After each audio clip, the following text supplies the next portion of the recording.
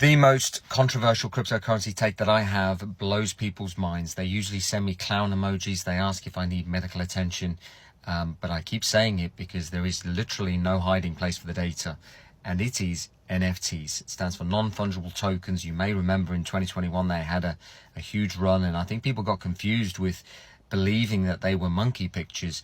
These same people who were buying meme coins and altcoins and layer ones and XRP and ISO tokens and Bitcoin, it's just block space, guys. It's all just the same stuff. But what's becoming culturally relevant now is collecting and collectibles. It is now a lifestyle genre in the same way that sports and fashion and food and all these other genres that we put on a pedestal, it is now collecting. You see more companies now issuing collectibles as part of their marketing strategy. A lot of these loot and gacha platforms are buying up alternative assets, but what they're doing is they're sending out the digital receipt of ownership, and people are buying the rendered image which represents the physical asset. So it's driving the digital market, but the digital version or the digital receipt is the NFT.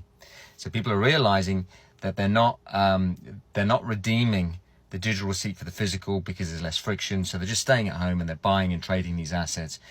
These are NFTs.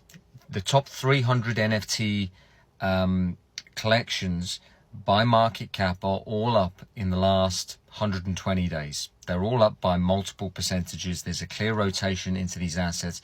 A huge function of how the NFT ecosystem works is Ethereum.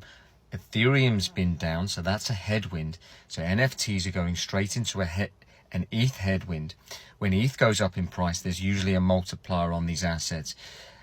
It's happening through collectibles, but the areas to stick to, particularly in NFT land, is to look at the things that are going to get the most amount of eyeballs and sustained attention. History, there's culturally significant art that lives on the Ethereum blockchain, which some people aren't even aware of, that they're using these things as a store of value. A lot of them have been auctioned off at Christie's and Sotheby's, so they have the social consensus. Culturally significant art that captures culture. Obviously, art captures culture, but NFTs capture internet culture, and we've all grown up on the internet. And then the third category, which is IP. There are some significant founders in the space. You've engaged with, Bored Ape Yacht Club, Pudgy Penguins, Doodles, V-Friends, Good Vibes Club, Chimpers.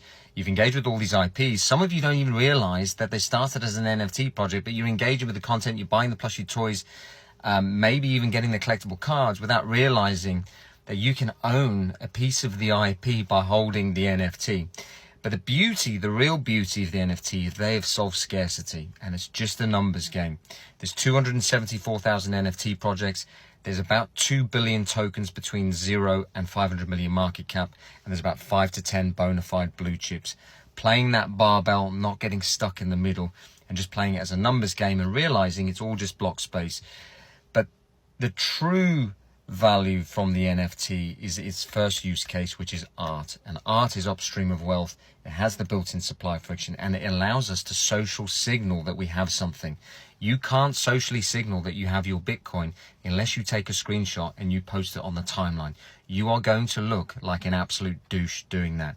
Now we have a social, this expression is now happening on chain through NFTs, because the first use case is art. Art is an apex asset. It's upstream of wealth.